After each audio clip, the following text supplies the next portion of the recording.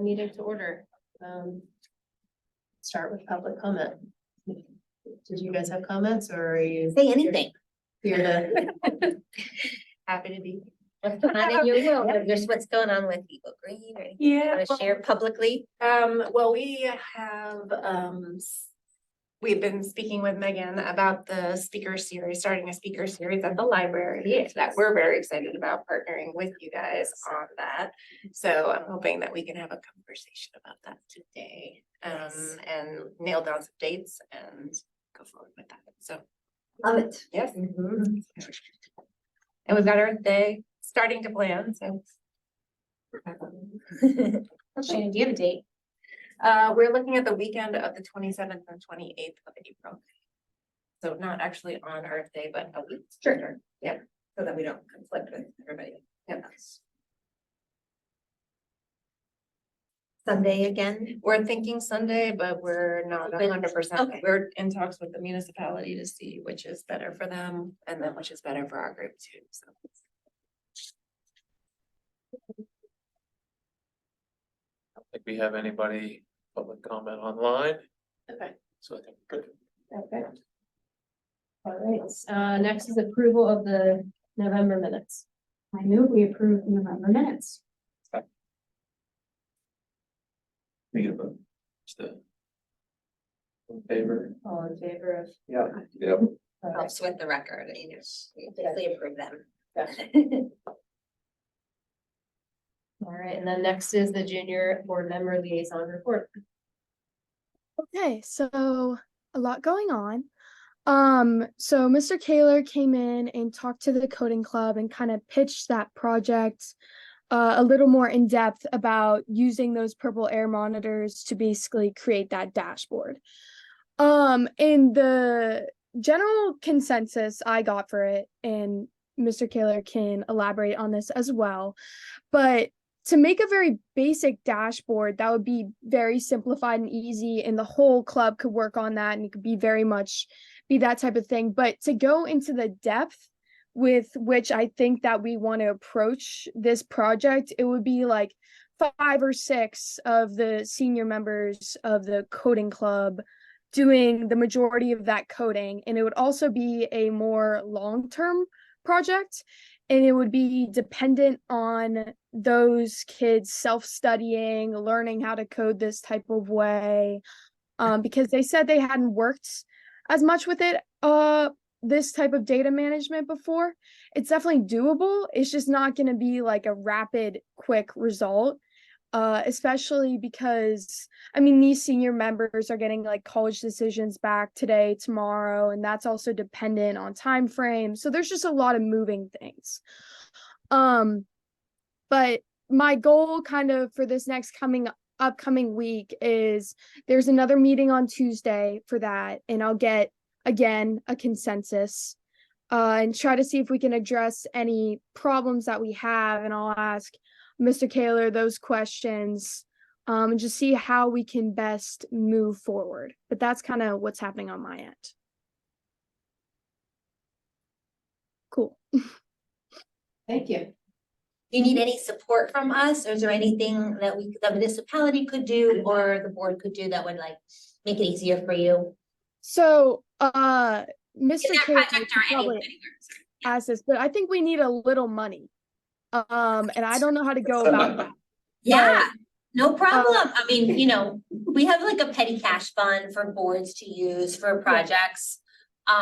So if you, let's see, who would be able to like write up a couple sentences about what it's for and send it to Greg and I? Yeah,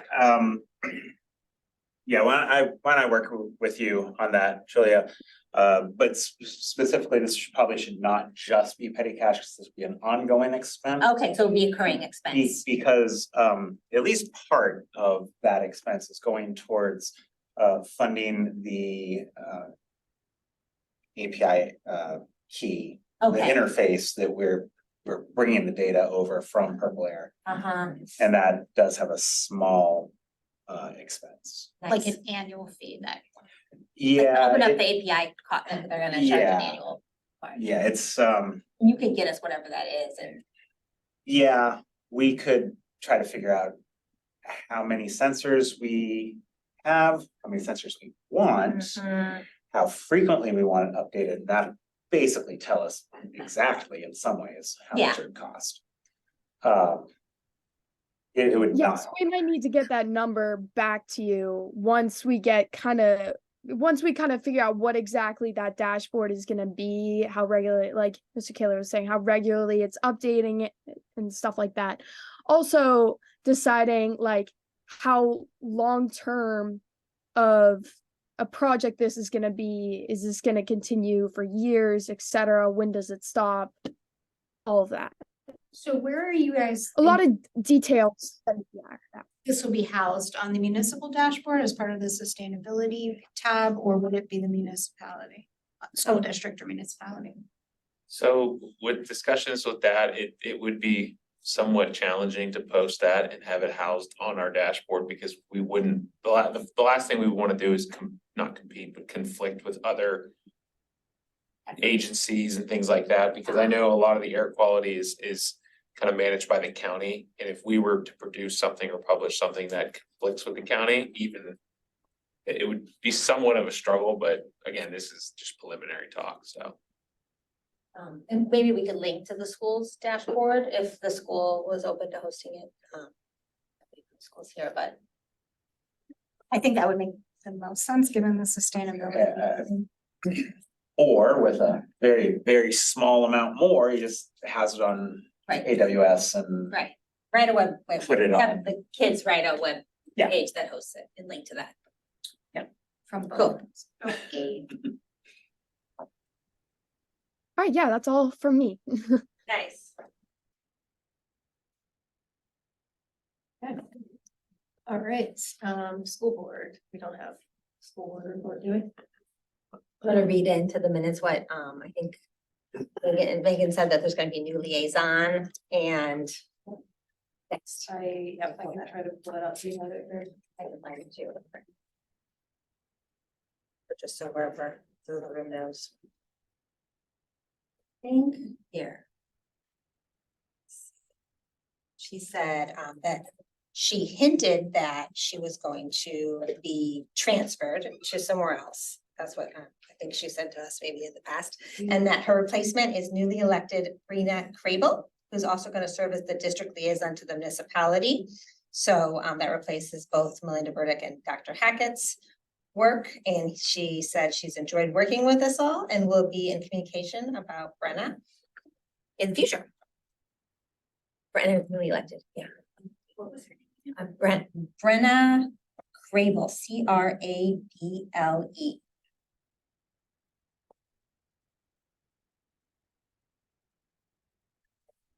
Crable. Commission business. We approved the board, a couple big things going on. We approved the budget, the annual budget. No big surprises, I don't think, for ESB related items.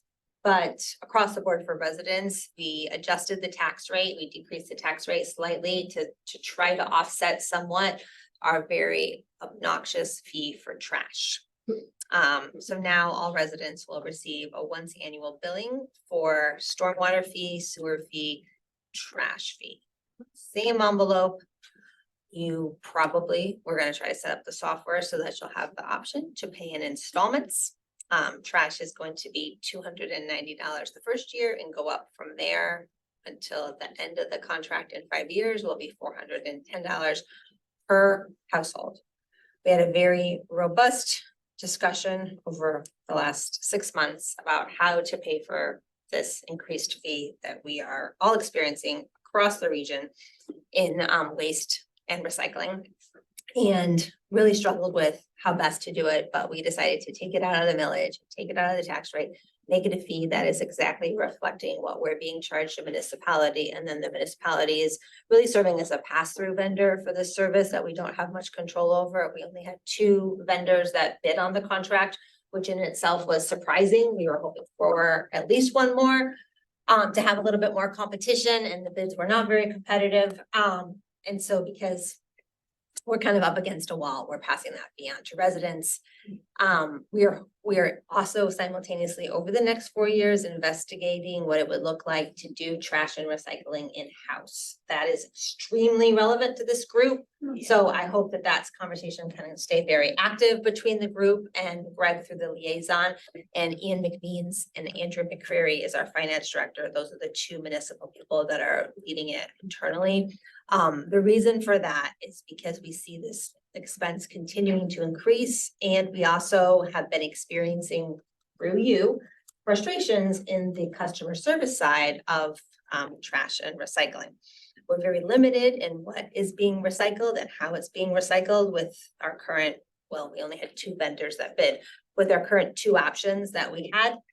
And if we did it in-house, we could have whatever option we wanted to fund, including Pay as you go.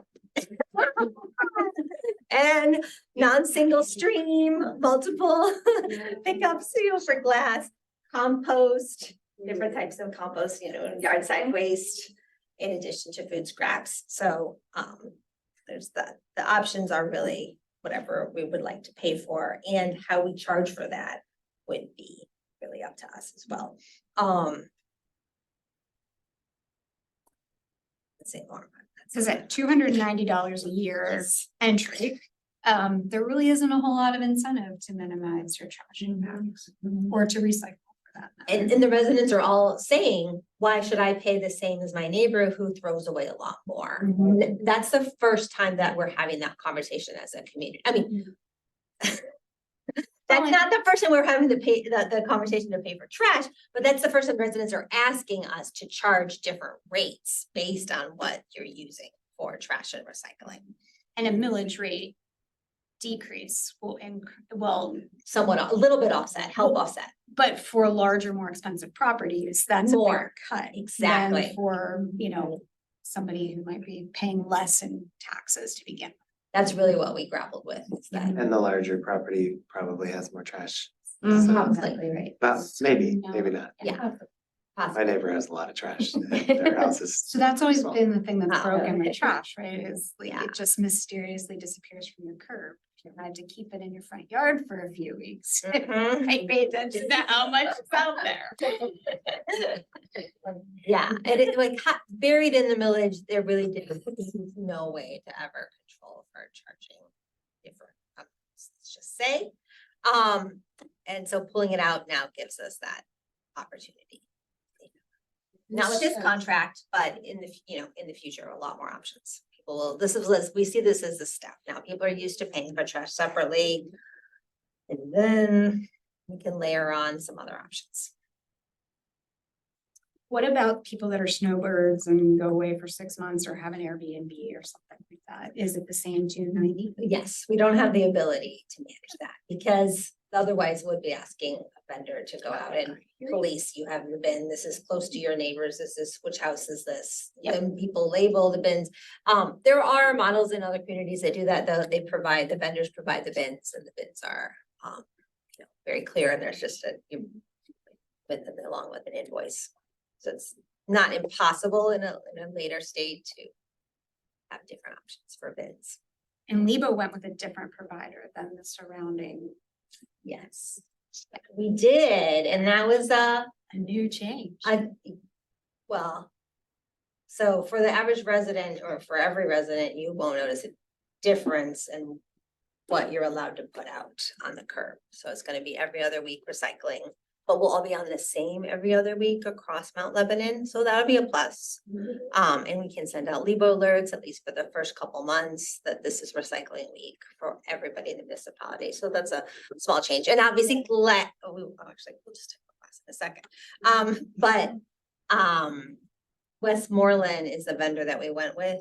We currently have Waste Management. Westmoreland was offering almost practically unlimited number of bags and practically unlimited number of recycling with that was their lowest bid.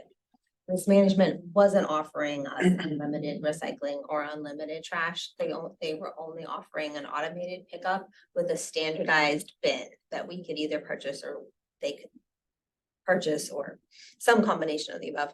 But it would be a standardized bin. They didn't care what size the bin was, they're willing to pick up for the same price, the largest bin, which is 96 gallons, which I couldn't even find in stock locally, because it's so large. 64 is what I think we all think of when we think of the large bin. 48 is kind of maybe more the standard, but they would, for the same price, pick up a 96, but they wouldn't pick up two 48s. So residents would be limited to one bin for recycling, one bin for trash, and everything would have to go in that bin. And there was a lot of concern from residents that with the ability to carry a bin that's 96 gallons, that's full up and down the driveway. So it would restrict that option. If we would have went with Waste Management, it would have restricted the amount of trash and recycling that would be collected. I didn't like the fact that it restricted recycling. And it is, I really went back, personally, I went back and forth on that one. First, I was pushing for the automated pickup pretty hard. Seeing some of the public discussions, but in talking to residents, there was a lot of concern about how to be able to manage that bin. And it is a huge jump already to go. We were also gonna have to charge a fee probably to pay for it. So it's a huge jump to go from with the fee. And also now we're asking you to restrict your trash. So we're charging you $300 to $400 a year. And we're saying you can only recycle one bin every other week of stuff. It's kind of a lot. It's a Yeah. 5-year contract. I think it might be a 4-year contract. 4-year contract this time around. Is that right, Greg? I think it was 5. 5, okay, sorry, 5 years. Last time was 4. Pretty sure it was 5. I can check, verify. But on the topic of, I was thinking maybe saving this to recycling and composting, but we're on the topic of waste management, not waste management, waste collection. Don't want to give the wrong, company out there that we have. So, I talked to Laura actually up in PIO, and she was saying if the ESB is interested in potentially doing a little bit of like research on places to recycle glass with high recovery rates, such as like the Michael Brothers up near South Hills Village, places to recycle the 3 to 7 plastics, hard to recycle items like batteries, tires, and then like places that accept items for reuse. She said like IE Construction Junction. But she was just saying if people were interested, maybe doing a little bit of the research to provide to residents if they're interested in doing that. Yeah, so Laura, We can publicize it, yeah. yeah, so we had agreed, I think last month to start a document. I've got some of the basic stuff in there, because it used to live on the website. And then it was taken down because it wasn't updated, so I Yes, think, so I'll take that. to- Awesome. yeah. Thank I you. think we have one on our website Yeah. too, or we were Some working on information it, from yeah, that, yeah. yes. It's not comprehensive, and it probably needs an update too.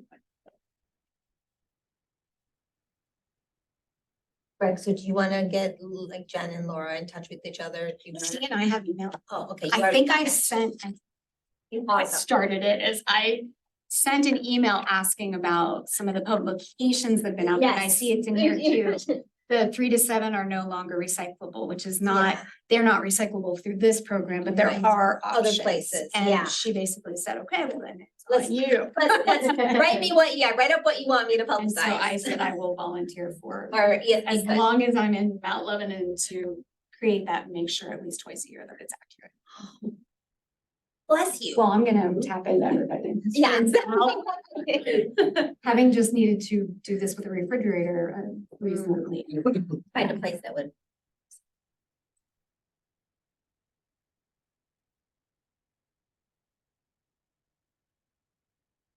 Is that all for commission business? Let's see, I'm rolling off. I'm rolling, so I won't be your commissioner for the next meeting, and I'll kind of check in. Sorry, your new commissioner is Jeff Siegler. Did I mention that? No. For the last, so the new commissioner for Ward 1 that was elected was Jeff Siegler. And he will be the liaison for the ESB for the first 4 months at least, and I'm honestly not sure. The commission did figure out who's going to be the new, the commission liaisons for each of the boards in April. I just don't remember what they decided. I'll ask him if he. For the next meeting, I'm Transition. guessing he might, because he hasn't mentioned you guys yet, but. Cool. But I'm always an email away. We're Happy really, to we're help. really rough, rowdy. That's right, intimidating. Yeah, real intimidating. I care about the environment. But that said, though, there is gonna be a decent amount of trends. I mean, at least we have Greg, who's like nice, stable liaison with the municipality full time. By the way, Bonnie Cross retired last Friday. Totally Oh. forgot to mention. Yeah, she's retired. She's on to her next endeavor. I'm not entirely sure what that may be. It's retirement, so she's free to do whatever she wants now, so. But yeah, Legend. she's off now, so. Is that all? I'm just gonna say that with all the kind of transition, me and the school board liaison, I think that just like provides, well, there'll be fresh energy coming in, new ideas coming in, but it will kind of require the people in this room to stay on task and manage yourself, and as much work as you do is what will get done, because We got 4 months. yeah, and you got 4 months, so hopefully that's a lot. Lindy, thank you for your service. We appreciate it. It's a lot. You're so welcome. It was amazing, amazing 4 years. COVID, Oh, my gosh. yeah, even with COVID, there was lots to do, so Yeah, lots to do, lots to figure out, lots of decisions to make. more than the average year. Yeah, Yeah. it was not the best, not the best time, but a very impactful time. So I feel Yeah. like it was, my 4 years felt maybe more like I got the 6 years, like of stuff done, or 8 years of decisions made. So it's good. It's really good. All right, ESB business. We have, all of this is really listed under board transition plan updates. Before we start that, I did want to ask is there a deadline? Cause I sent the document out, had some ideas in there. I was looking for kind of next steps, actionable items that we could put in the transition plan. But if there's a specific deadline we're working towards, that'd be helpful. That's kind of the tricky one, because obviously the final deadline is April 1st. I would assume maybe by I think it would give us time if we were able to like finalize the document by the January meeting, because then we could take the February meeting and kind of just tweak it if needed or revise it if needed. And then I think it gives us an extra month or an extra meeting in March, just so we can really kind of set it and just hand it off. So I'm gonna say probably by the January meeting we can get the finalized rough draft or final draft, and then kind of go from there. So. Okay. If anyone wants to just put a deadline on it, then the second Thursday in January, whatever day that may be, so. It would probably be a good idea to have our updates done maybe a week prior to that, so everybody has some time to review it. If we want to, like you said, tweak things in February. I'll send out a reminder for that. Okay, then we can go through the topics, analyze air quality. Obviously Deb's not here. She was kind of the leader of that one, but is there anything, from purple air monitor dashboard discussion or anything else that we should talk about on air quality? Really, I mean, like, got at least that end of things. Is there, especially from Deb's perspective, were there any particular endpoints that were requested?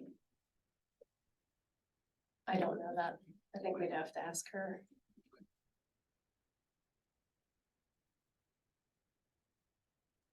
As in me, ask her as in me. No. No, Deb, the other member of Megan, right, not Megan, sorry, Melinda Burdick, right? Did you mean, or? Deb Deb Smith. Schmidt. Oh, Yeah, Deb. she was kind of leading this section of so. We'll follow up with her. And that will probably lead into what she's working on as far as the transition plan updates too. I would think that's probably something she'd want to outline there. Next is plastic reduction, which as far as the board transition plan updates, I have some information in there on kind of like a phase 1, phase 2 ideas. Which I've talked about in past meetings, so I'll go back through all of that, but I do want to go back in and add. The ideas that we've talked about as far as partnering with Levo Green on the sustainability series. At least what we're calling the first couple. I don't know if that'll be it for the whole thing. And we'll get into that later. I put that under new business, but there will be one on plastic reduction. And then and Jen can talk next, but she's doing one on recycling and composting. Those are like the definite first two. And then to be decided on the other ones.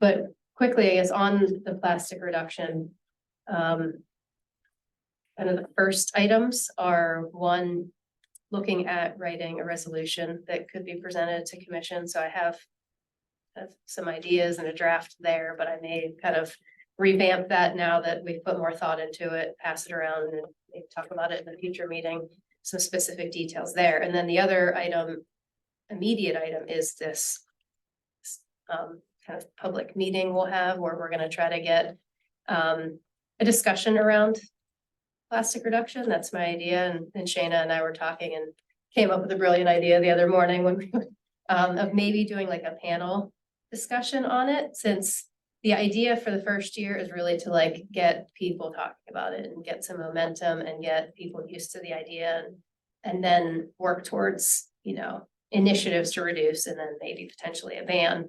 So I thought maybe we could have a panel discussion to get the community involved and have like maybe someone from the commission or Greg as like a municipal representative. And then Mike, if we could have a student. And then also like I was thinking either a business owner or someone from, is there like a group that represents the uptown businesses? or- The Mount Lebanon Partnership. Yeah, maybe somebody. So, and they might want to even have one of the, you know, they might ask one. Yeah. Some of their members are business owners on Washington Road, some of them are business owners throughout the greater Pittsburgh area, and some of them are just passionate about healthy business, so. Yeah. But, so that was my thought at first, is to try to figure that out, and we're, I think, targeting February or early March for that one, so we've got a little bit of time. And then have a moderator, maybe some preset questions, but really take questions. Hopefully we can get a good group from the community and kind of just talk about like, what would plastic reduction mean to everybody and how would it impact them? How difficult would it be? And maybe with an intro about what other, you know, what's the city doing? What has the county proposed? And maybe what other communities are doing, so. I wonder if it would help to have somebody from the city that would know kind of how it's affected their residents and their businesses to be able to speak on just kind of like lessons learned and stuff there. And I think like, that brings up a good point, like when you said plastic reduction, I thought, single-use water bottles, and you thought plastic bag I'm ban. thinking bag ban. Exactly, yeah, I'm thinking so bag that- ban, and so. Yeah, yeah. there's a lot of things. There's a lot of things, like, is there do we want to narrow in on one area, or is it really just plastic reduction, see what kind of rises to the surface of the? I mean, I kind of like the idea of keeping it broad, just because, again, people have different ideas, and I think. I mean, we're talking about small changes here, hopefully, you know, and if everyone can pick one small change, even if it's not a small change their neighbor picks. It'd still be impactful. Lots of different ideas. And even just a statement from, or check in with like Giant Eagle, who at one point had said they were eliminating, since a lot of people shop at Giant Eagle. They were eliminating plastic bags at one point. I don't believe that's happened yet. So either. So we'd be curious to see what their plan is. Still. I wonder if they're collecting data, because every time I check out of Giant Eagle, They they ask ask you me, about your and then I reason. get no discount. Seriously, there's a line on my receipt, 00, just, you know, It's set up for that, though. That's what the one person told me, because I was like, why do I have to answer this? Yeah. Just out of curiosity, and she said, we're getting ready. I don't know if she was Okay. right, but. I'd also, what's the organization, did you say that? Mount Lebanon Partnership. It'd be really interesting if they did some kind of data collection on how much money these businesses spend on plastic bags. Because, you know, to really sell big I mean, the individuals, I think is a little bit easier. But the businesses, if we attach a dollar sign to what they could save, I think that'd be pretty cool to Yeah. have them see that, Or like, offer them a consortium that they can order compostable or Yeah. alternative products there, because I think small businesses. From the last time I looked at it, sorry, we're still some of the cheapest. You know, you have to be pretty committed to go with Right. a, you know, compostable paper. Takeout container, whatever, but some of them are, and so, and I go to the ones that are. So, And that's my idea. And then also on plastic, there was like a thought about refillable water stations. Is that Mhm. still in the Yes. conversation? Okay. And I was curious, actually wanted to ask, because I did see the budget was approved. We had talked about that at some point, not necessarily in this round, but like first step was working with municipality to see like, where do we have them? Where could we put them? Mhm. Inside, outside buildings, where, you know, and assessing where they are would help us figure out where we need more. And then asking for potentially money from. Yeah. To do it. I think it's on the ESB next is that to make a recommendation about where they'd be the most useful and then. And then the money could come. There was one approved for the pool area, available water station. So one more, check. So that is definitely on the list as well for. is there one in the rec center? There is one in the rec center by the main floor. By the bathrooms. Downstairs ice rink. Downstairs ice rink area, correct. I don't think there's one upstairs. Do you have all those? Sporties for locations? shorties could be used. That's right. That's right. Yoga classes. I discussed with Eric Miller, and actually, we were talking the one day about just uptown. So where they could be uptown, and he even mentioned, he was, we joked about putting one at Clearview Commons, because there's already plumbing there with the water, with the fountain. He said, oh, people could just dunk it in the fountain and drink from there, and I was like, I don't know, that's good. And then he was also thinking about right where the T-station steps are. You have a lot of foot traffic there, so those are two pretty good locations. I know I'm trying to get one on either side of the road. I know both of those locations are on the east side of Washington Road, but And that's where the schools are too, so that's. yeah, I'm thinking maybe if I were to think the west side, I would think most likely the municipal building. Yeah, that's probably the only spot that I can really think of that we have, that we have. The property in. library would be the other. Yeah, There might be. There's a water fountain, but it's just a regular, Oh, yeah. you just Is laid there down a in the list ground. of where we have them now, like, or? I don't think there is. I could probably find out where they are specifically, and then Helpful to know. file a little list. Okay. Yeah, like Main Park would be a great. We agree with all the sports places too, like the big fields that get the most use, that would be so amazing. Yeah. And I know that like what I was told is that we'd have to turn them off in the winter, and I was like, that's fine. That's fine. There's not as much traction, you know, how many. people Depends how use it. kind you get. You have if you have a one that the valve is actually way deep. The trade-off there is when you press the button or whatever it is. The water physically has to come up from where the valve is, so there's a delay. But those can stay on all year long. And there are enough sheltered spots though, that, you know, Yeah. there's no reason there couldn't be a mix. Yeah.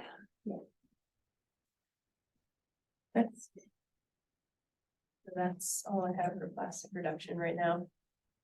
Recycling. Yeah, so recycling, Shane and I have been working on the first of the series. I guess we can talk about the sustainability series. For the recycling, like I said, I had spoken with Laura about trying to improve our communications out to the general population about the different options that first of all, how they should be recycling. There's still a lot of folks that will put their cans and plastics out in those dreaded plastic bags. You know, for their recycling, which just immediately is, you know, going to contaminate a load. So communication to Mount Lebanon, obviously about the changes that are coming, but also trying to give them options on things that might be hard to recycle or not curbside and where they can take them, as well as communicating about why glass still may be better off to drop at a PRC dumpster or over at Michael Brothers. Greg, we had talked about the recycling center tour that we did is not the recycling center that will be processing us moving forward with the 5-year contract. I was nosing around their website. They seem to do public tours at the new one. I have yet to get a contact for them yet. Okay. So I'm gonna work on that. I'm hoping we get like a general number that we can call maybe in the new year. But yeah, I'm gonna work on getting that. And I'll be Okay. glad to reach out as well, you know, from the ESP point of view, and because I also, Shannon, depending on how knowledgeable or what we kind of get maybe out of that tour.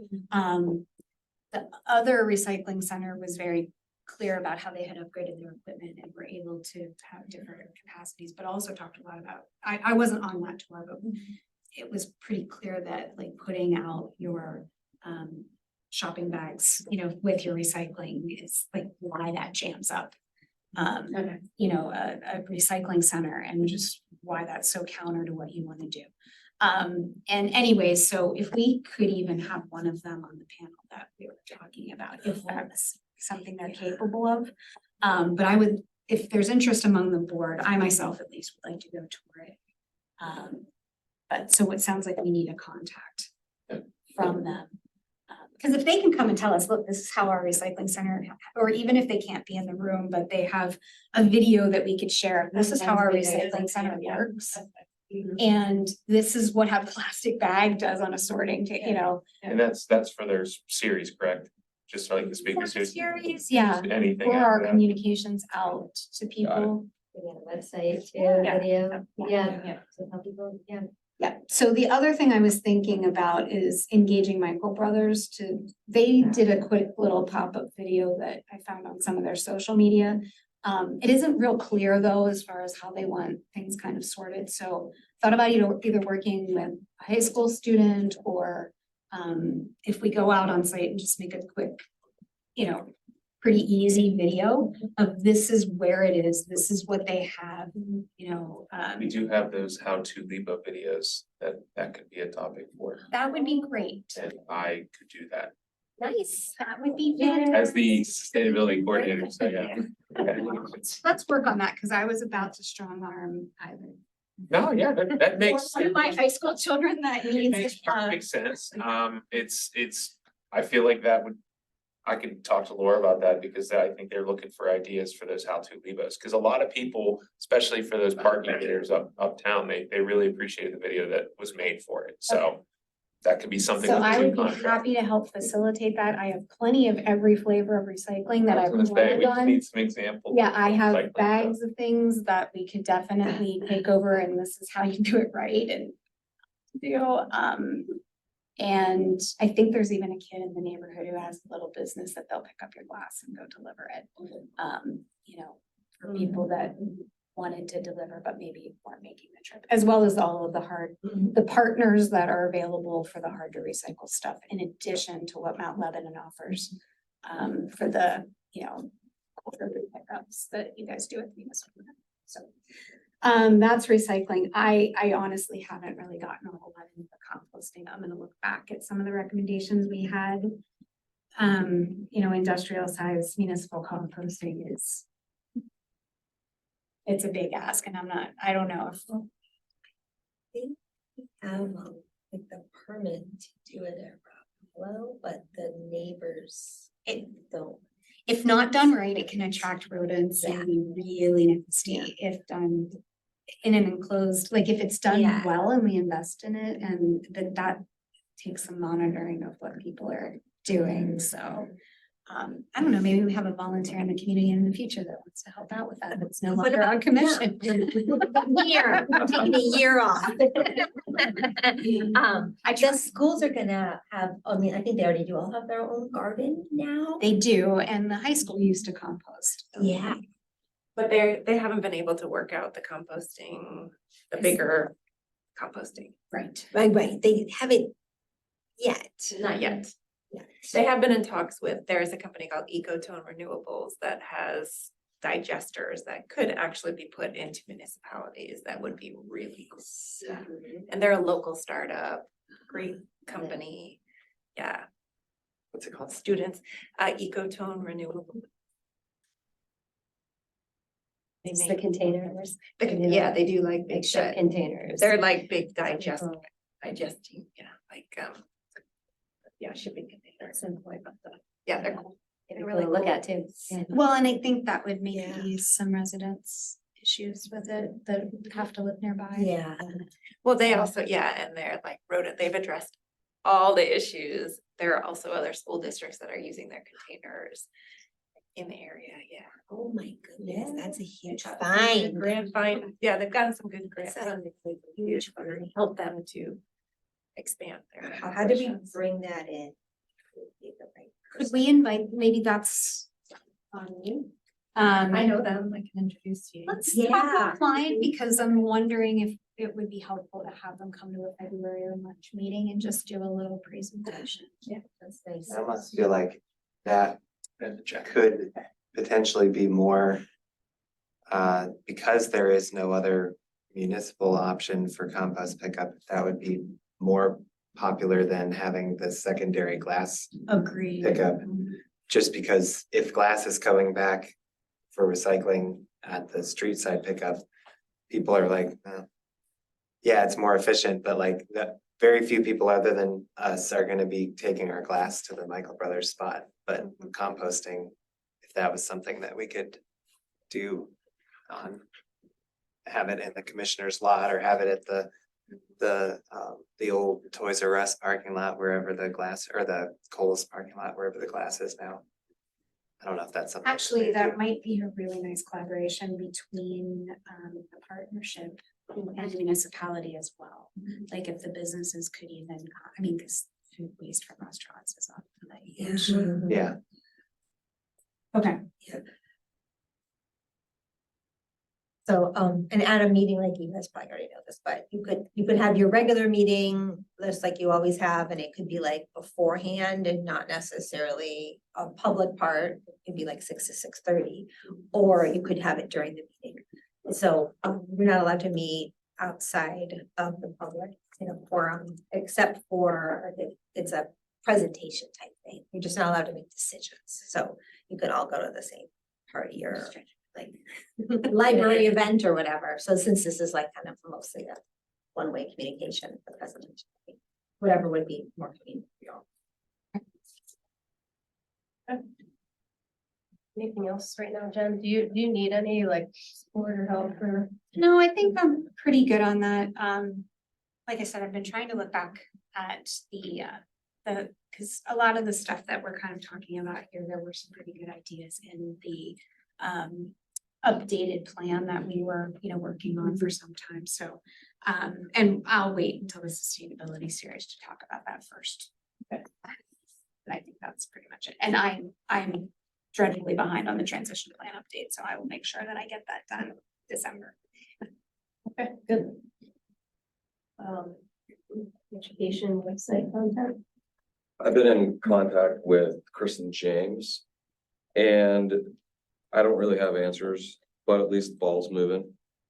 So I also reached out to Mr. Jeff Kaiser, who is in the facilities department at the high school or the school district overall, to talk to him about the sustainable part of the website. Because I think that might be a good avenue or outlet for students' newsletters to make it. And I just want to put a plug in, like they're doing great work.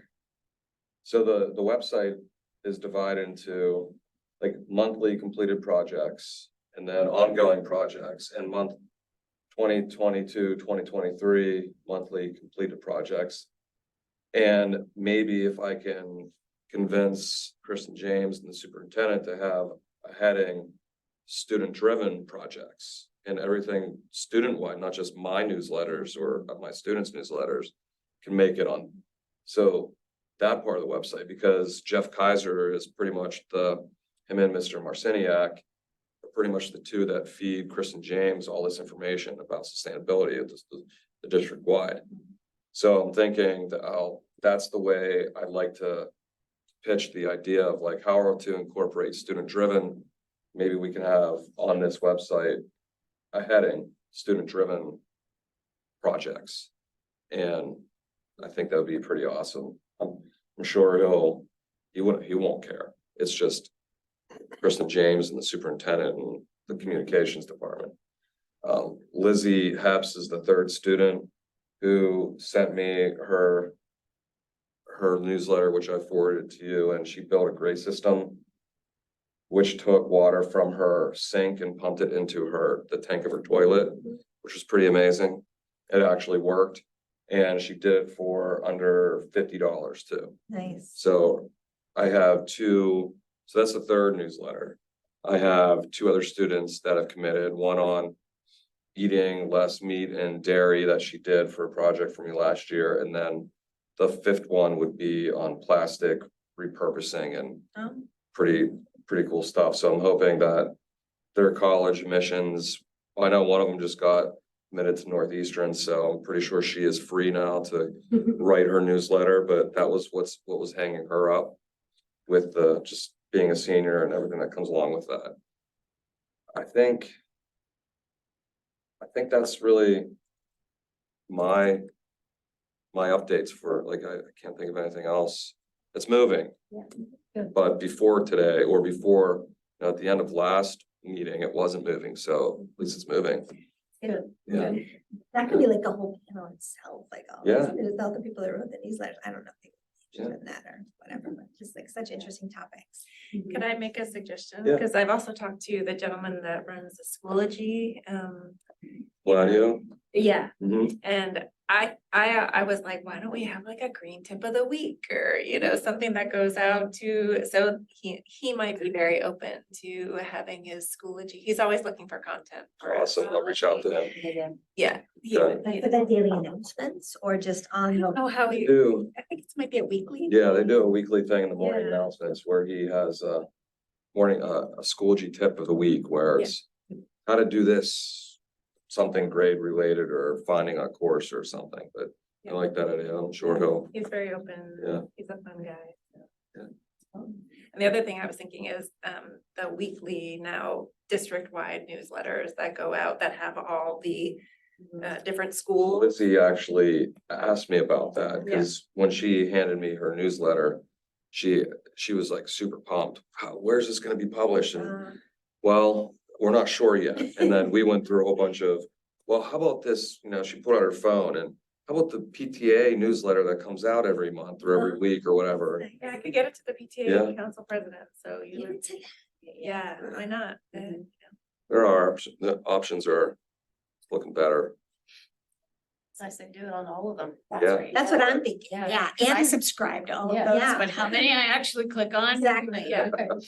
and student newspaper too, the Yeah. almanac. I mean, they're probably looking for Mhm. stories too, but not just only like everywhere. Right, right.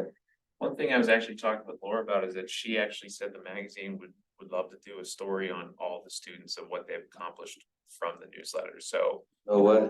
we've had how many students do there, once they're all completed, then the magazine staff could actually, interview them and say, what have you done? What, That's like, cool. what has it done? Because I think, we could send the newsletters to the magazine and they would extract the information. It wouldn't just be like a copy paste. Yeah. Maybe It's gonna get lost. the scope may not stay the same. But I think a story on the students would be kind of nice to kind of highlight. Especially in the electronic thing, a clickable link Yes. to their newsletter. Yes. Yeah, so I can definitely mention that to Laura. I actually just got a text, a how-to Lebo video on the recycling is planned. So that's actually, we can check that off. So we got ahead of ourselves. But yeah, I could definitely mention that to her that, a story on the students and what they did, I think would be great, I love that.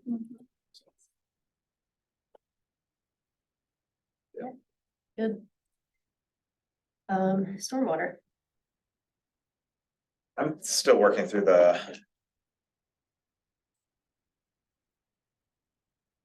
stormwater management plan ordinance, which is different than the stormwater fee ordinance, which I think I mentioned last But it does appear that a lot of the goals that I had suggested actually may even be already required. But there's no realistic enforcement, no solid line between all of the pieces, and not necessarily that you want to go policing everybody. Although I think commercial lawn fertilizer folks should be policed.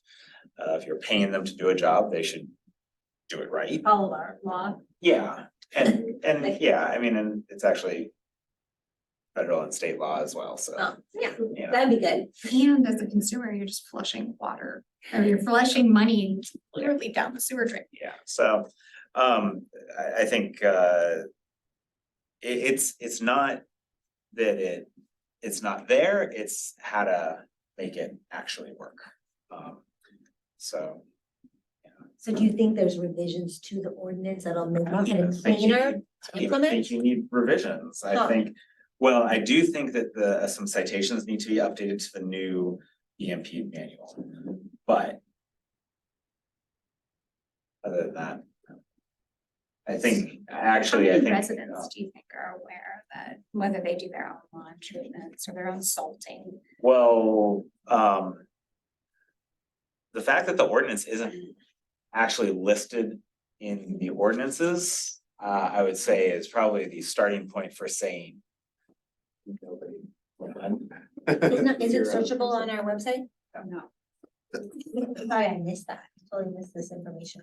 Yeah, it doesn't exist. Gateway had to send me a copy. So I wanna change that. Who are you in contact with so I can do that? Gateway? Yeah, I mean, I'll send you what they sent me with, that actually has this in it. Is it a hard copy or a soft? Yeah, Awesome. it's- So, yeah, and then do you have like the email chain that they said it wasn't in there? Okay. great. Yeah, I mean, I went through and looked where it should be. Yeah, I mean, I guess it could theoretically exist somewhere, that's but okay. it We doesn't can ask someone to find it. for us. show up. Yeah. Um, I You can can't ask find it. Yeah, That's right. Pretty easy to think nobody else is gonna find Well, it. and how many residents are like, I'm Well, gonna and then oversalt my driveway today, I also- wonder if there's an ordinance. yeah, and also, I mean, it's maybe the reason it's not searchable, it gets into the weeds of all the stuff I work on a routine basis pretty quickly, so I think that where we are, maybe the transition plan would best be served by including just education of this stuff. And then, as I said, I would like to see enforcement of commercial providers, but Who does that fall on, the police? no, well, we have an inspections department. Right. So, and we do citations every day for different, violations What of is- ordinances. Is that, I mean, an inspector is only able to see so many What they're things able to happening, see. yeah. Yeah. So it kind of falls on the public to Report it. report it. That's almost how all the citations are written. I've Now, wondered if how, you get one, Yeah. it probably was your neighbor that reported you. I've wondered how the. We're not car using ordinance is taxpayer being- money to drive around and look for problems. If someone sees it, an inspector happens to see it when they're responding to another call, then you might get one, but Yeah. generally there's just, it's the only way. Yeah. So someone reported you and that's probably how this is gonna have to go down too. But education would be the nice first piece, like a carrot, here's why it's important. And that's probably gonna come to us maybe in how we well, want. and also a citation on this, you would need to connect all of the dots, and I'm confident that they are there. But I'm not so sure I could defend it legally. I see. I can defend it scientifically, and I can defend it as in. These pieces all logically fit together, but there's also, and the reason I say that there may be a legal loophole is that, there's a kind of a crossover in jurisdiction that may not be super clear, I see. so. What about like public safety? I mean, I can also see like some of the excessive salt you know, they can find. Otherwise, there's an ice patch. Well, I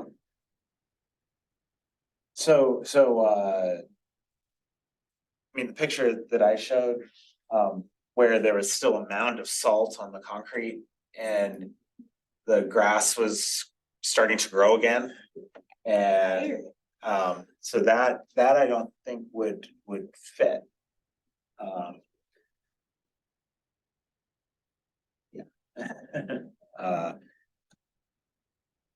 No, I mean. What do you think your engine gets mileage? On my car. No, your Oh. fire engine.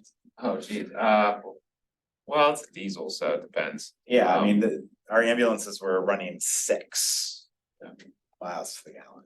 So, like, you don't need to convince me that getting hurt is one of the most high impact activities you can engage in. And then, actually, I've got a whole bunch of students talking to me about, waste in healthcare environments at school. So, like, yeah, getting hurt is a terribly high impact activity. But I'm more interested in it's springtime and there's still a pile of salt on your sidewalk. I walk across a certain sidewalk of town that's like walking on gravel because Yeah. there's so much salt Or- down, but or I'm like, you- well, they're not gonna have to do it for the next. Or you slip because there's so much salt on it. Or you slip because there's so much fertilizer on there. So, yeah. You by chance check the E code 360, the new format that we have our ordinances on? That's where I looked. Okay, yeah, cause I was gonna say there in chapter 13, there's the stormwater management article. I didn't know if you read that at all, but that's where I was pointing to, cause I asked Rudy and I said, do we have our stormwater? Cause we mentioned this last meeting. Oh, okay. And I Well, mentioned, and he said, chapter 13 it's the sewers and sewage disposal. It's part 3, it's a stormwater management. It goes into everything. I don't know if that's what you're looking for, if you're looking for the actual like resolution that they've passed. Yeah, I mean, so that, and it was Rudy and Dan that sent this to me and said that they couldn't find it online. So maybe they found it, or maybe it got posted. I'm not sure. Not entirely sure. I just know that the E code 360 is a very like within the last couple months, not even, it's a brand new format. We just took over from the old PDFs and now I love E code 360. It saves a ton of time. Cause once you get in there, you can pretty much search the entire document, so. But It's much better than it was for sure. I'll look into it. This looks different. But it may be that I'm starting in the wrong spot. it's new to everybody, so. So just let me know, even if it's like not till January, that if you don't think it's online. What should be, thanks. Good. Well, as far as education, we've talked when we get to sustainability series, but we were thinking stormwater night would be a good one. Mhm. Yeah. And then energy benchmarking. Yeah, so I think at last meeting, I kind of shared the possibility of joining the Green Building Alliance as a member, as a municipal member. We would not be piloting that. There are several communities that have already done it. Mount Lebanon School District has already done it. It's $175 a year. And with that, they would be able to basically do the Energy Star portfolio benchmarking of municipal buildings for us for free. Wow, That would be included in our membership. you got this right, Greg. Let's do it, you got it. Okay, So let's go. About the 2030 program. What's the downside? yeah, so we would, so there's no downside. I mean, I think, they're like, we're not gonna benchmark like 100 buildings. Okay, But we will benchmark, if we have 5 to maybe Right. like 8 to 10 municipal buildings, they're not gonna benchmark like the concession stand by the baseball field. They're gonna benchmark like the rec center, the municipal building, the library, the emergency building, Yeah. and the maintenance building yeah, on Public Works. Cedar. Yeah, so I think that's definitely, last meeting, I was just like, it's $175. I don't know if there's a loophole. I talked with Chris Cieslak from the Green Building Alliance. And basically she just said like, no, there's no loophole. This is really, we're trying to create partnerships with communities. It's all, they want access to, our facilities managers and people like that so that they can bring them in for continuing education series, start educating the public. If we wanted to start going more community-wide and start including commercial buildings and residential buildings, that's when they can still help us, but at that point, we would have to maybe sign a contract for them to do our benchmarking, but they would do this and they would update it annually as long as we're paying that membership fee. So I thought, rather than trying to find a way to do it ourselves, we're joining a larger district of buildings they're able to create our benchmark would be based on things that they're seeing kind of in Western Pennsylvania as a basis. So, I'm happy to write up a proposal to the commission or. $75 though, I mean, right? That was my question. Done, on- right? on- It's just- are you good I don't need to write a asking Keith proposal. to get? it Yeah, done I right was now? gonna ask, cause I missed Ian today, there was an overlap in our schedules, but does the board have to make a formal recommendation to the commission to No. join? Not for $175. Well, even to join. No. Okay. So the other thing is we would have to sign a pledge to, a pledge that we're basically committed to 2030 goals. Which, I think our climate action plan supports that. our climate, Yeah, it does support it. So it's the Pittsburgh and Erie 2030 districts. The requested actions is to support the GBA through steward level organizational membership of the GBA, make a good faith effort to improve building performance and reach 2030 challenge goals. Report annual water and energy usage to GBA staff via an Excel document. So by them benchmarking us annually, we're gonna be doing that anyways. And then yeah, pretty much we have to join and then we have to sign this partner signature, and in that signature, we would commit which buildings we're joining, because the 2030 district is really about buildings. It's about which buildings are joined. So like the city of Pittsburgh right now is a partner and they are committed to all buildings, commercial, residential, municipal, everything. And so the GBA, they have a contract with them and they pay by building. And it's actually a law that landowners or building owners have to report their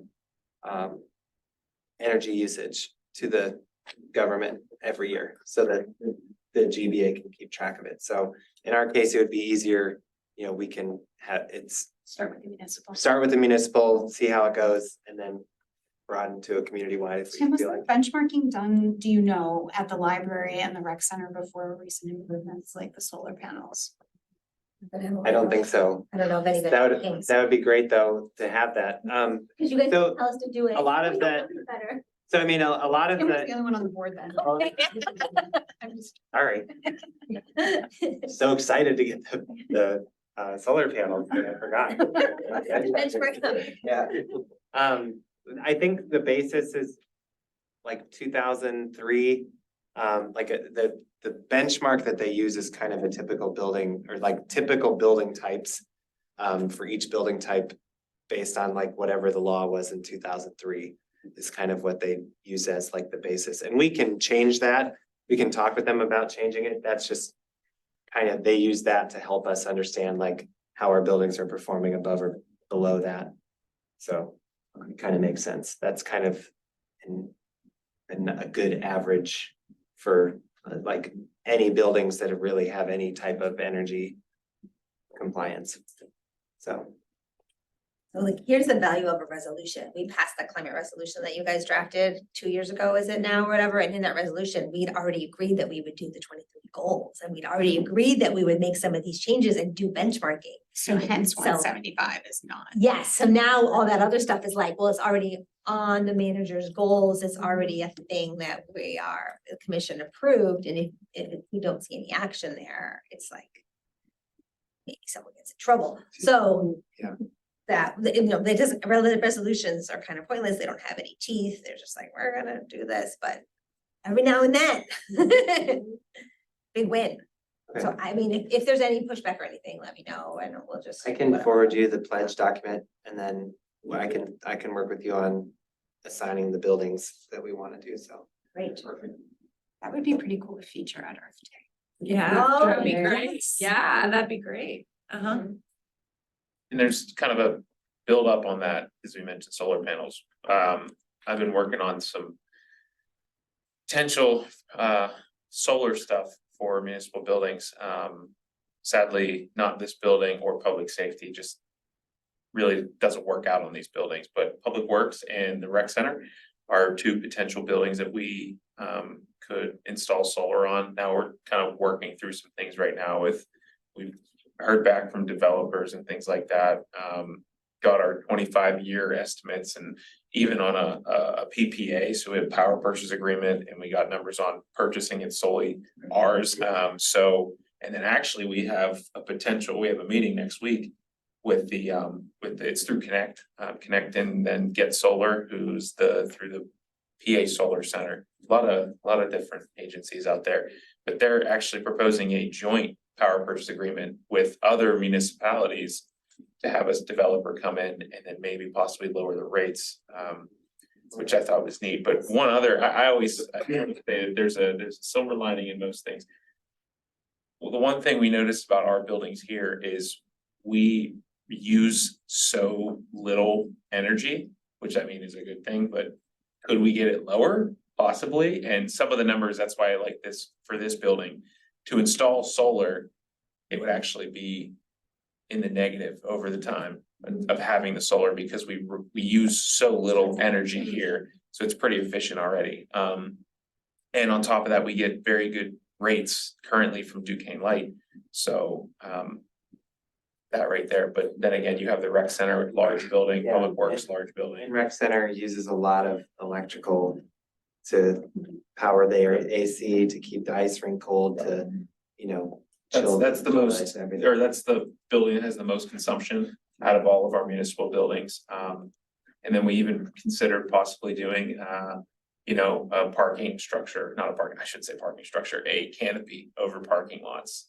So that one's a little bit more, I would say, on the back burner since the steel for those structures are so expensive right now. Kind of. Like the academy.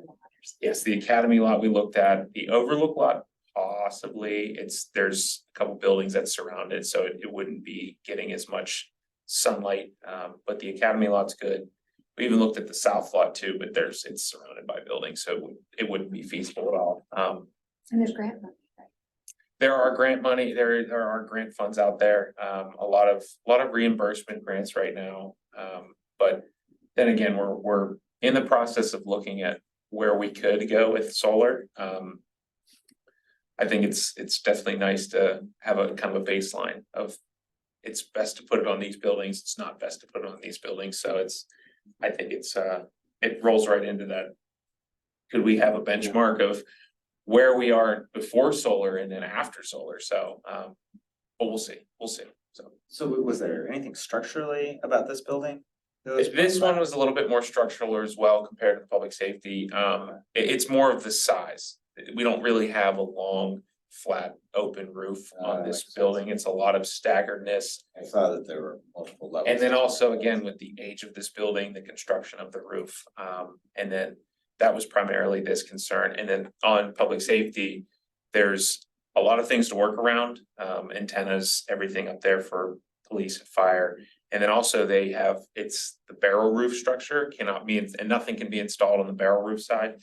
So again, it condenses that usable space, but rec center, Public Works. The rec center is a It's basically a tarmac up there, so.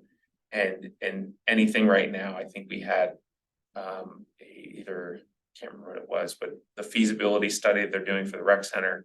They decided like, is there anything we could do on top of the rec center? And with the structure of the building, nothing can go on top of it structurally wise, but solar could. So that's something that if there's nothing we could do up there besides solar, that would be a potential option there, so. And the material, that roof was just replaced. It was with just the green replaced, yes. material, do you guys remember? Like a white roof, green. And I forget the think name of those it. were some of the recommendations from the climate action plan too, right? Yes. Well, is that when any municipal building is upgraded, that it be looked at? There's for- at least a consideration of it, yeah. Yeah. I But- think there's still a couple like infill spots and renovation spots like I don't know what the name of the parking lot is, the one that's right next to this building. Has to come down in like 5 years anyways. The South the south garage. lot, yeah. Like that garage has to come down at some point in 5 years, regardless of what they're putting there. That's gonna be an interesting opportunity that stays a garage, that you can support new systems when it gets built. And that's actually one other structure we looked at was putting a complete structure, or I should say a solar canopy on top of the north garage. And that one was actually the most expensive with how much steel it would require. So I think it was in I was in like the $4 or $5 million range with how much it costs, but. But then again, that would be something if we were to renovate a garage, or not renovate, but rebuild a garage and it would stay a garage.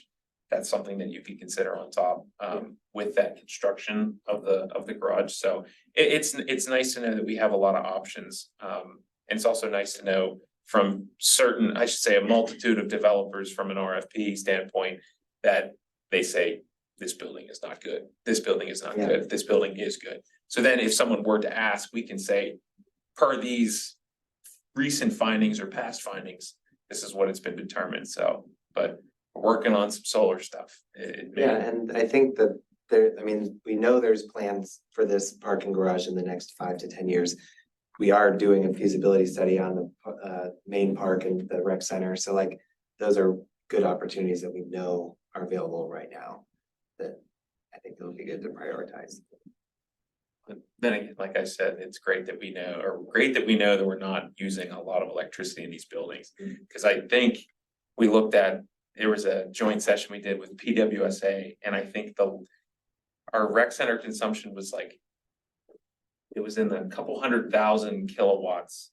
I think it was maybe like 200,000 kilowatts per year. And then there was a PWSA building that had like 3.5 million kilowatts, which I guess becomes megawatts or something like that. And that was per year. And I said, we are nothing compared to those buildings' consumptions because they're running 24/7 and they're running heavy machinery.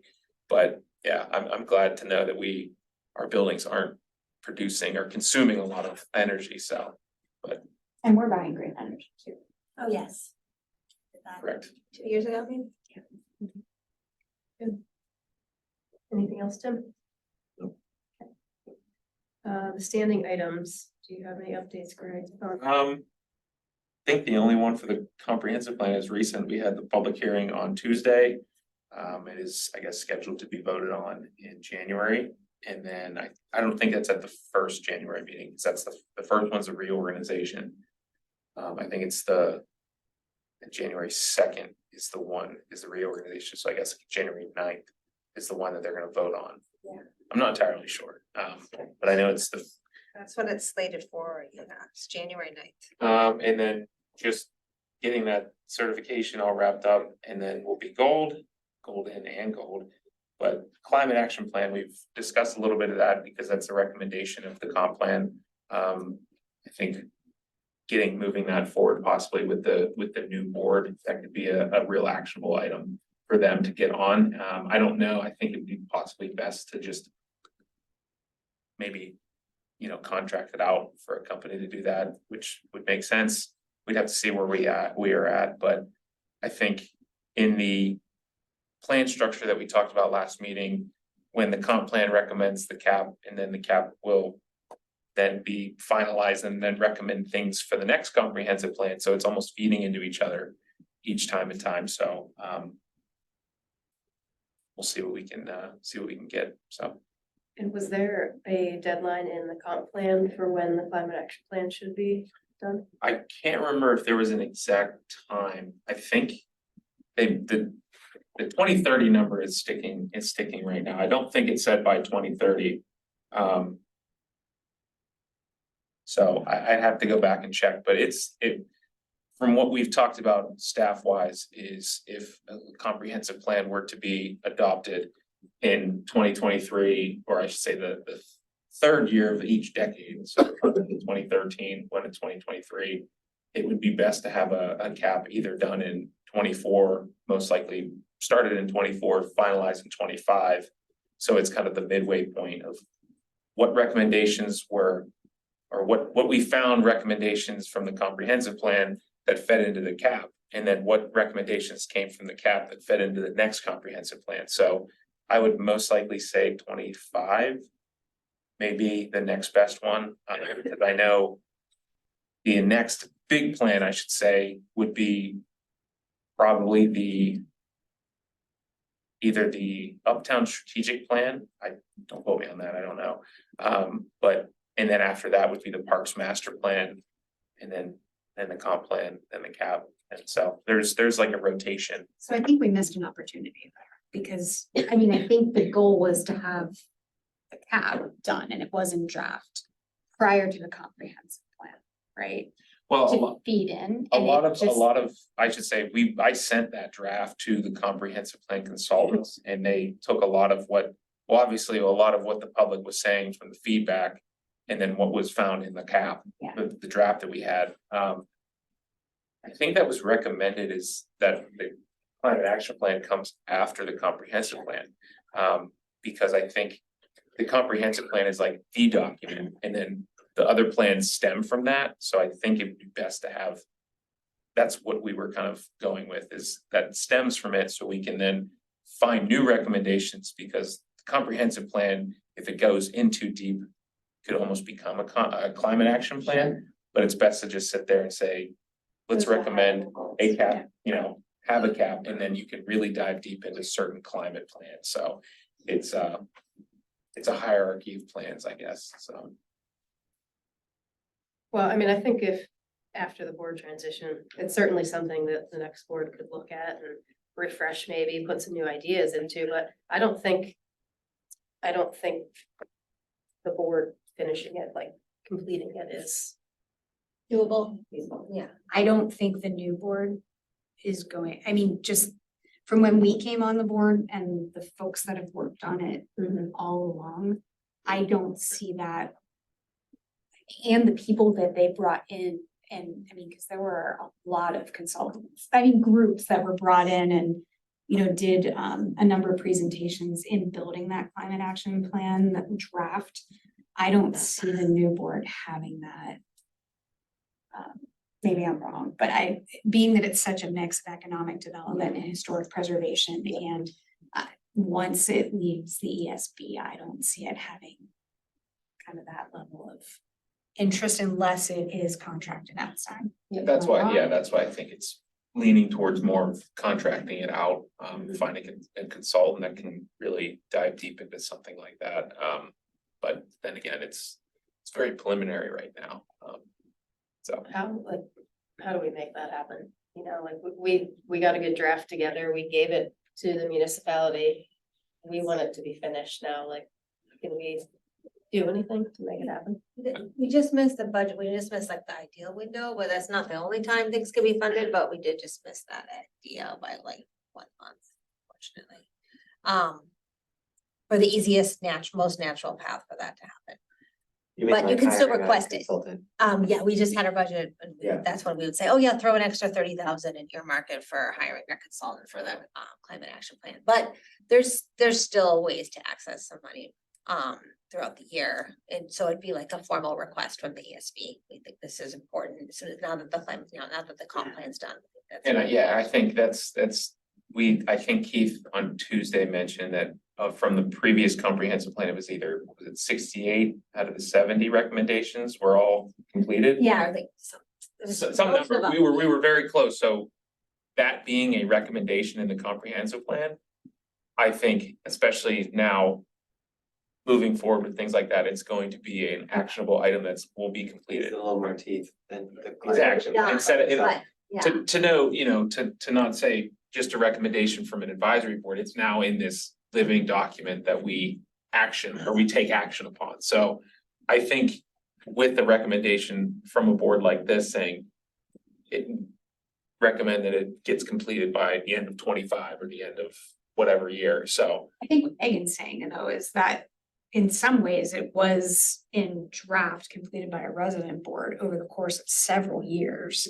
We had been asking a year ago, when Andrew was still on the board, the idea had been talked about having, so I think Sean had done a lot of work on the formatting and things, and we had talked at that time about having a consultant finalize it, like make it pretty, make it printable, make it.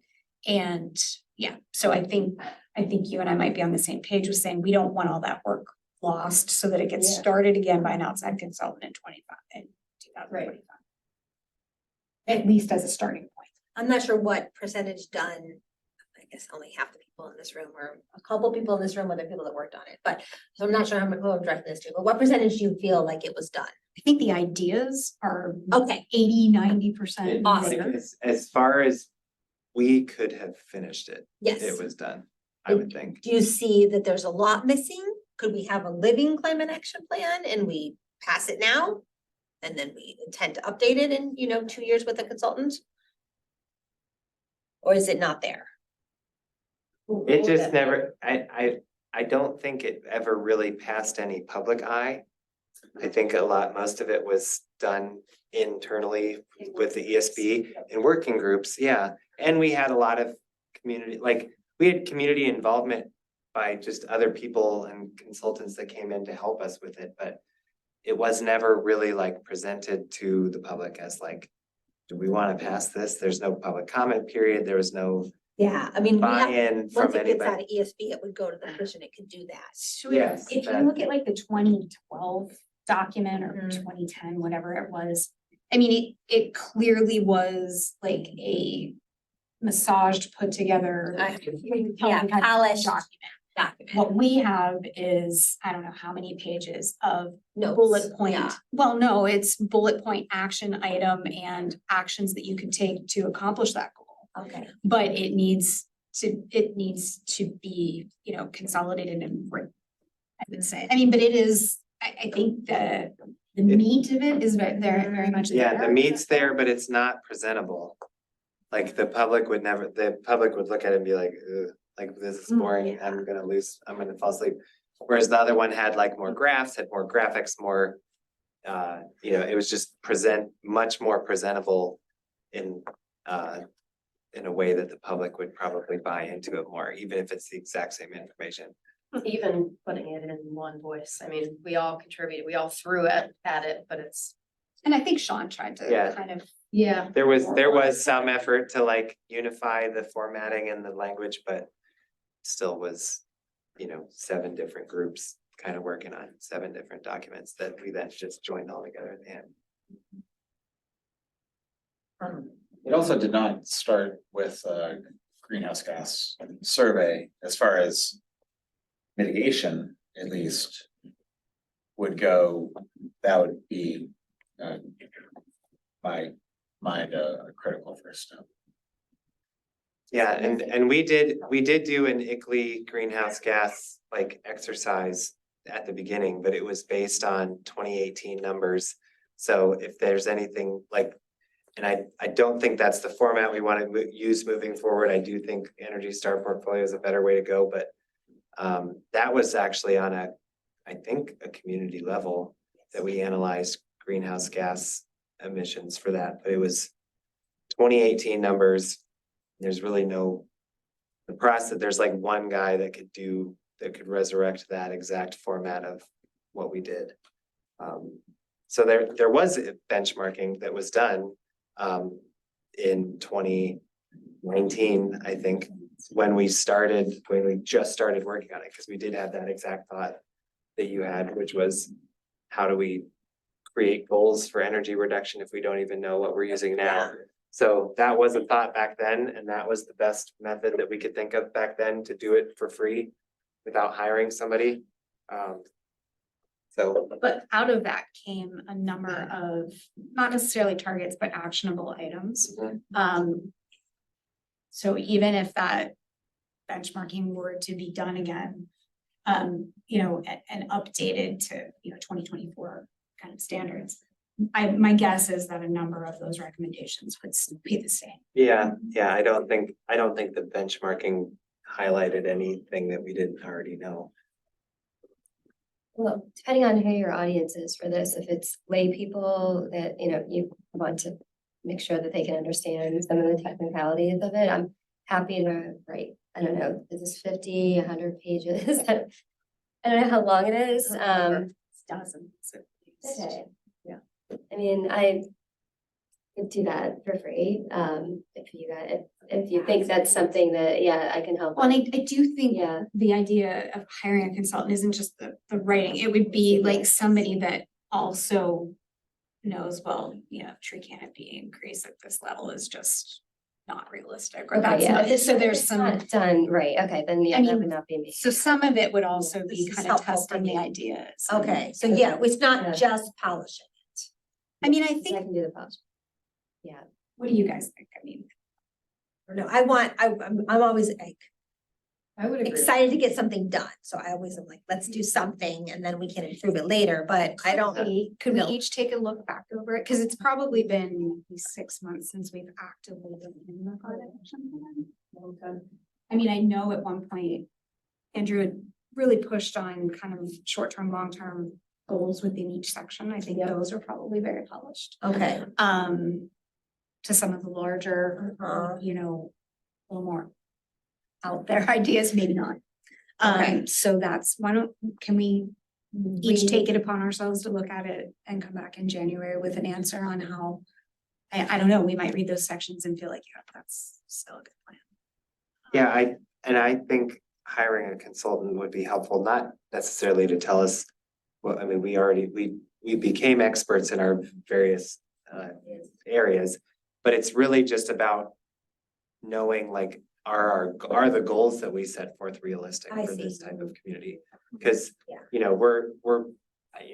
we all have very idealistic Yeah, views of sustainability, but I don't think that necessarily is something that would work in every community. So our goals were aggressive, but I think they were pretty realistic from our perspective.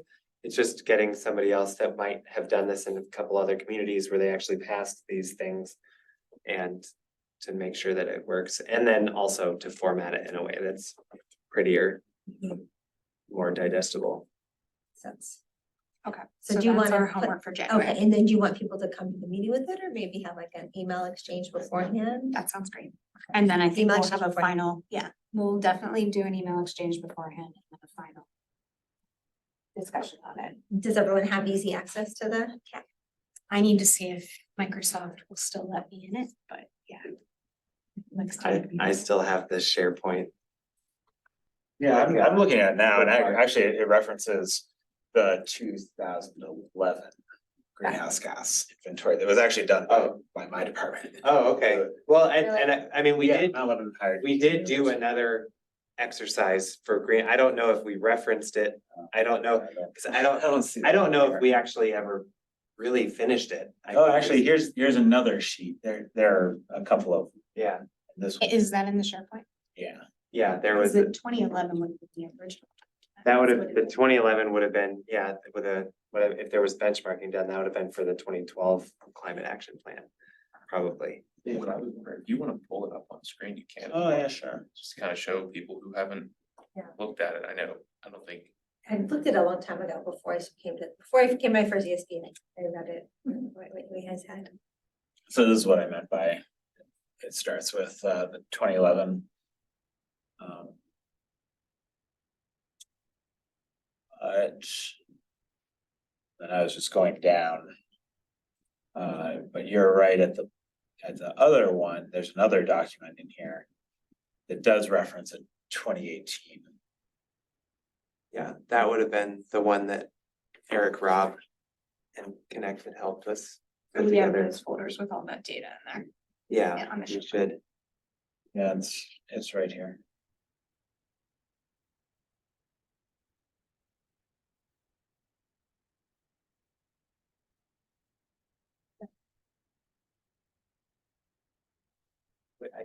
Yeah, we can look at that again. Yeah, I think taking a look at it and making a recommendation on what's needed would be good. And if it's, Actually, this is not the finalized, like, we would be looking at the Sean's last compiled document, right? Let's see here.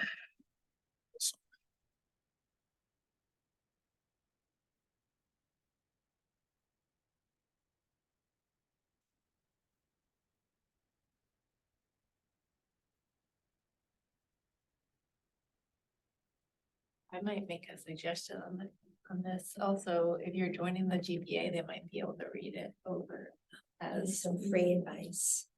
Yeah. they're like in this, yeah, so I would. Or at least point least out red ask them to look at- flags. yeah. Anything, Either, yeah, I think they anything. would read it and then you could just ask them, if, you know, they do you a favor.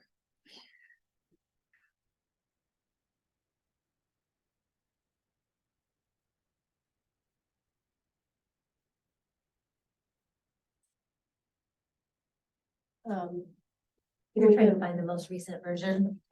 This I appears found to be the that. most recent. Yeah, that's the one that, yes, it's the one that has all 7 categories compiled into Sure. one document. That's sent out to everybody. Sure. So we have we're all working on the same version. in the interest of time, can we move to the last thing? Because I want to make sure we talk about the sustainability series and see it going too, and it's getting late.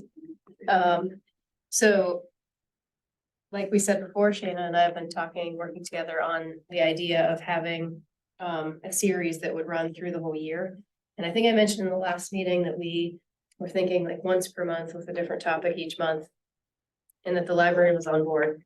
The library's on board with 3 sessions. 3, yes. So then beyond that, we would have to find a different venue. Oh, Host okay. them. 2 other suggestions for that too. Well, St. Paul's has offered their space Mhm. and Holy Cross as well. Okay. And Howard Hanna is gonna be hosting the Historic Preservation Board speaker series. Oh, fabulous. Okay. That's fun. That's Yeah. right here. Yeah, that's awesome. That's good. And we also talked about possibly a local business if we can work Nice. that out. I don't know how big of a crowd we'd get, but like East End Brewery was one and Brilliant. something like that to get people in and support the business as well. Yeah. And have a little fun. Like, Yeah. not make them. Oh, The yeah. new Yeah. Bados, yeah, whoever takes over Great. Bados. if that's- Yeah. Oh, right, upstairs space at Bados is great for It is, yeah. Yeah. That's a great idea. Alcohol. Right. And we can recycle the container. Exactly. Bring your own container. Right. Yeah. Bring your own cup. Trust me there. That's good.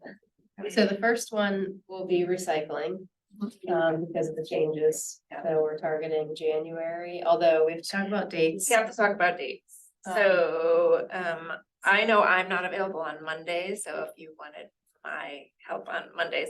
But Tuesdays, they had sent out some dates, and I think it was like the 29th of Mhm. January was potential. Or on Wednesdays, the 17th is the only January date they have available at the We library. looked at, was it the 29th we said was? Yeah, that's Has a that- Tuesday, yep. Has that changed? That was what we were going to put out too. And we had met at the library with Tybee Brett. I'm saying that right. She was originally brought it to the idea that she really wanted to do it. She's not available on Tuesdays. So then we were thinking of looking at Wednesdays, but I don't think we can get it out and that would be a month. yeah. So Not having speakers. I agree. confirmed yet. yeah, And I think that's okay to do. I think it's the okay. first, maybe we do the first 2 on Tuesdays and then. Yeah. Switch to Wednesdays Yeah. or something I like that think, too, so. I mean, yeah. um, So the first February date would be the 7th on a Wednesday, if you wanted to switch to a Wednesday. And then in March, the 6th, 13th, or the 26th. I don't know if we're doing, I'm wondering if we do January 29th and then the next week, if that will impact, or if it's not the same people. You know what I mean? Oh, so close together? I think it'd be better to space it I out. think it'd be better to space it out. So skip February then, or? Or just It was maybe every push back. February. No, it was the end of February. I think it was like the 23rd. Yeah. Okay. It was the end of It was a February. Tuesday at the end of February. Yeah. So that is also available. Okay.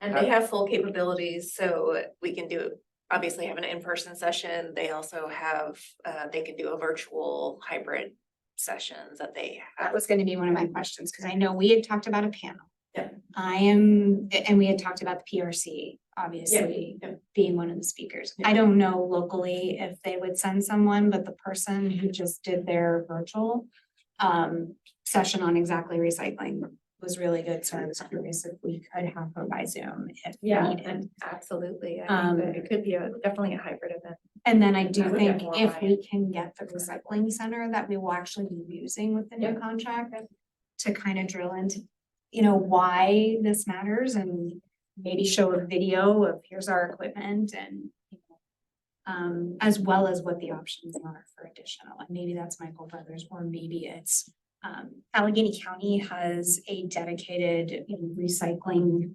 person that oversees all that. I don't know if they do speaking engagements, but I think a panel would be great.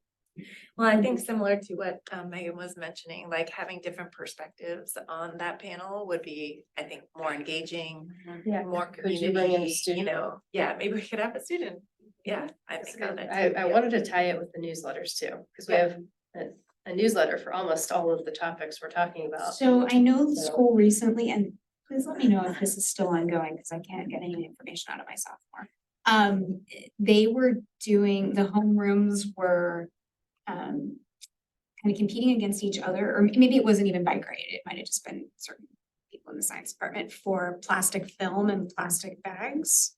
Are you familiar with this? And this is Yeah, ongoing? Mr. Cuskell, who teaches industrial arts, tech ed, that kind of thing, collected over 300 pounds of Yes. plastic bags. Is that done? Yes, and he donated it to be repurposed into benches. Okay. Yeah, it's pretty cool. Cause I have two carloads that I Yeah. would like to, Pretty sure that's done. okay, but I'll find out where each. Yeah. See if we can do the same.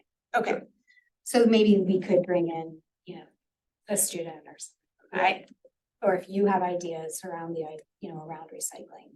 So first, do we have the date and then we can find speakers around that are available? So January. 29th. January 29th. Okay. 29th is recycling. then. And then Okay. February 23rd is which one? Plastic reduction. Plastic reduction, and Yep. then do we have the last one? And then we would have to look in March. Okay. But the third one, the library wants it to be, what was it called? What was the third one? Oh, well, that was more in line with Earth Day. Yeah. So we were gonna do a clothing swap. Somehow engineer a clothing swap with the library. Okay. They were very interested in that. So that wouldn't be related to this group. So your plastic reduction was also like upcycling? Like reuse, is that, am I right, or was that the? Not third one? necessarily. Okay, It could be, no, but I think we had talked about that being like the third one, which is turned into a little bit of a different focus. and we could do both.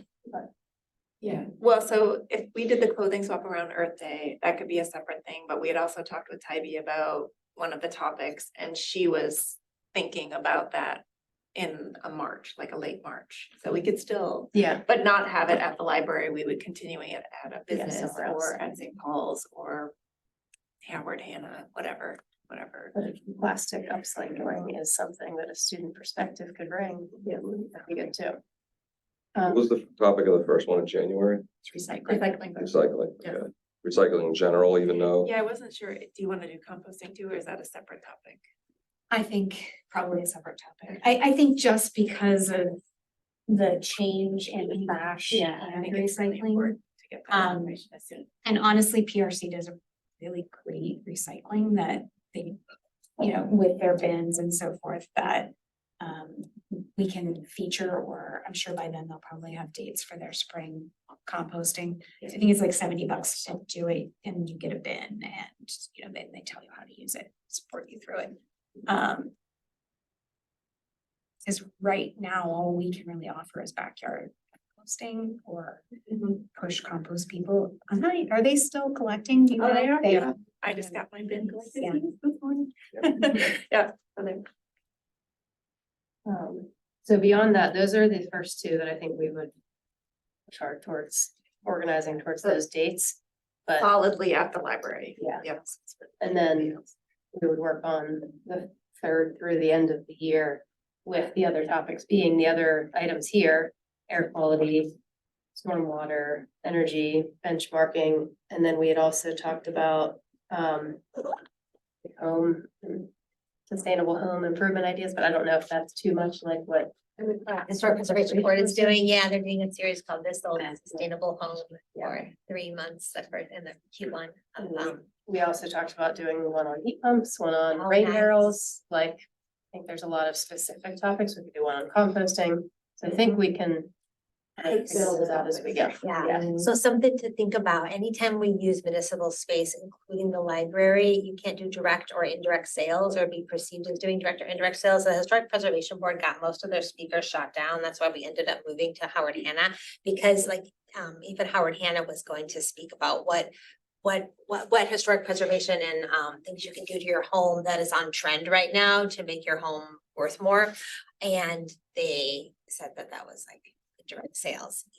So just be careful with who you choose your speakers to be, and then also if they do work for a company that does sell directly into the public. If we're talking about products that that are helpful for sustainability and naming brands, as long as we're not like selling the products, like if we're not like a representative of the company, is that okay? Or do we have to keep everything?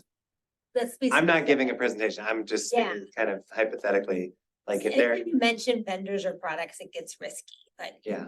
even saying like, these are the leading companies in solar is like, we've had a hard time with that.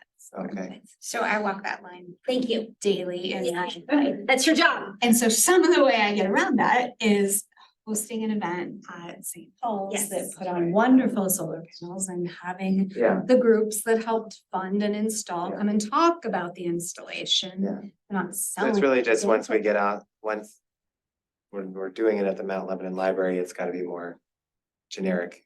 And then if we go Yes. somewhere else, then A little more options. a little more product based if you need Yes. to. So when you're thinking about like some of the later ones, maybe it would make sense to not do it in a municipal building. Yeah. And then since you are a municipal board, you obviously still can't like promote one brand or vendor over the other, I'm but sure that we're talking about a lot of vendors. really. yes, yeah. I mean, Definitely not for the first two. No, nothing for the even first two. further down the road, like stormwater and air quality aren't But really necessary. Heat pumps though are. Heat pumps would be. But there are, Space. well, but there are a number of associations and so forth that are nonprofits that support energy efficiency that could come in and talk about, Yeah. you know, Nice. that you could Yeah. not use a contractor and instead use somebody that speak to. Awesome. So hooked up. Just know all of the ways around. Yeah, anything else you want to add? Nope, not that I can think of. One more thought on that though, if the school district, because we could on pretty cheap rent, you know, a room at one of the schools and then. Oh, well, that's an interesting point, because I just recently spoke to the woman who books all the spaces. It's still Chris. No. Nope, somebody else. She's newish. I can't remember her name offhand. Laura? She. I don't Yeah. know. I forget her name. Anyway, Yeah. I have her contact information. The cafeteria center court area is like a really cool space, I think, and it's big, it's got capabilities, it's known to everybody. The other thing that I can just put out there is if it draws more people, like parents and to come in where maybe there's a children's activity at the same time where their kids could be doing something cool with some students, then, Yeah. we could work that too. That's what I think we had sort of. School's gonna talked charge about. a fee though, rent from that. So Sorry. that the school probably is likely to charge a fee if. I you don't rent think so. space. I think, It's still- no, I don't think so. And I think I would guess for a municipality. So I was gonna rent out that space for a Hoover Garden event. And there was no talk of fees, so. I think for nonprofits and for School related. related. I'm pretty sure they were charging. Like, when we were doing reoccurring like Girl Scout stuff or whatever, I thought there was money associated with it and. Money, but the ESP doesn't, so just something. She didn't mention. He did, but I can check it. USK yes, budget or ongoing, like, oh, the meetings 500 a year, 1,000 a year for events, educational events, that's not. Other boards do that all the time. That's great. I don't think we found out that we had any. Budget until this point. Climate action plan would have been so much better. Just needed a couple $100. Should have been years ago.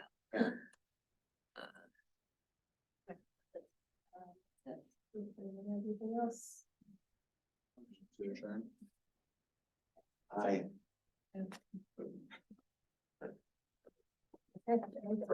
Good meeting. Productive. I know,